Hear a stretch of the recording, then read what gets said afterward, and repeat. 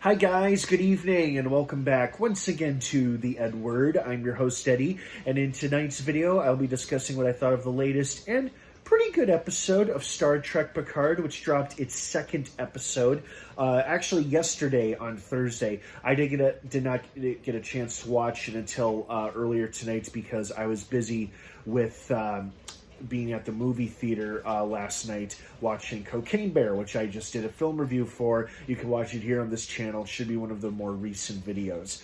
That being said, now I had a chance to catch up on Picard. I liked it, and I hope you did too.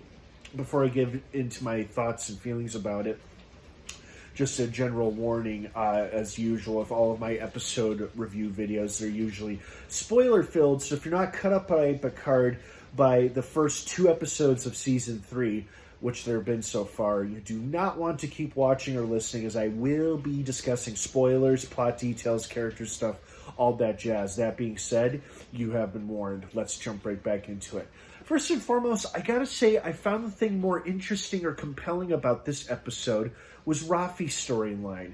It was interesting seeing her reunite with her ex, who had connections to the underworld, apparently, because he got her a meeting with, and that was a sad ultimatum, too, a very, very sad ultimatum.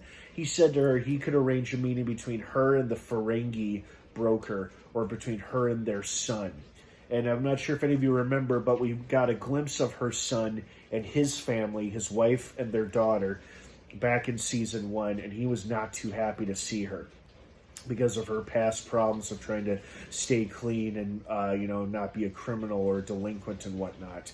But it sounds like she wants to be involved at least in her granddaughter's life, if not her son's. But that was a mean ultimatum for her ex to give her. I can arrange a meeting for you between you and our son, or between you and the Ferengi. And clearly she went the Ferengi because, she's undercover for Starfleet intelligence. She's there on a mission, she had to figure out what happened with the weapons and who used it to destroy that Starfleet Academy recruitment center and whatnot.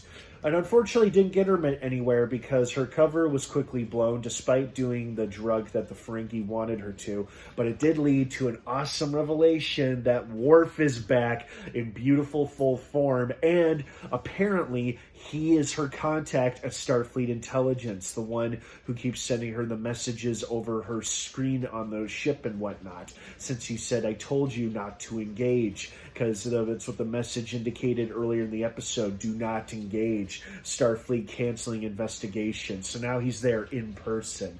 And I guess Rafi's about to find out who her contact is as well, because she had no idea it was him on that other end. She had no idea who it was at all. And now we know it was Worf, and what a fun reveal that was. And speaking of reveals, the stuff with Picard and Riker and Captain Shaw, now I gotta admit, Captain Shaw is still a bit of a dick. However, he was far more likable in this episode than he was in the Season 3 premiere, last week's episode. He was far more likable in this episode. He seemed to be coming from a place of logic almost, just like a Vulcan, where he was not willing to risk the lives of his crew for 2 people, let alone they are Starfleet legends, like Seven pointed out. But I do like how Seven kind of manipulated him in a sense that it's like, you could be the hero who saves the heroes, or the guy who left the heroes to die. It's your choice. And I liked the Titan interception move there. That was pretty cool. And I like how the crew of the Titan, everybody was just flabbergasted that this Valdic, or is it Vladik? The woman who's commanding the enemy ship, they seem to have this technology where they could grab a ship with a tractor beam and just throw it at whoever's nearby. That shit was crazy, and a very cool effect, but bad news for our characters.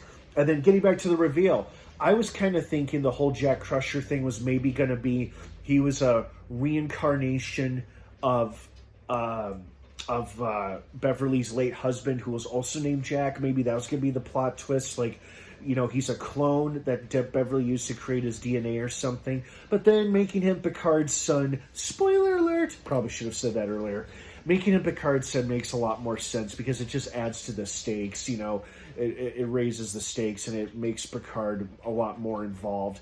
I'm not entirely convinced of this whole you know, Crusher being a con man thing and being wanted, and the and Vladik and her minions are after him because they're bounty hunters collecting out a bounty.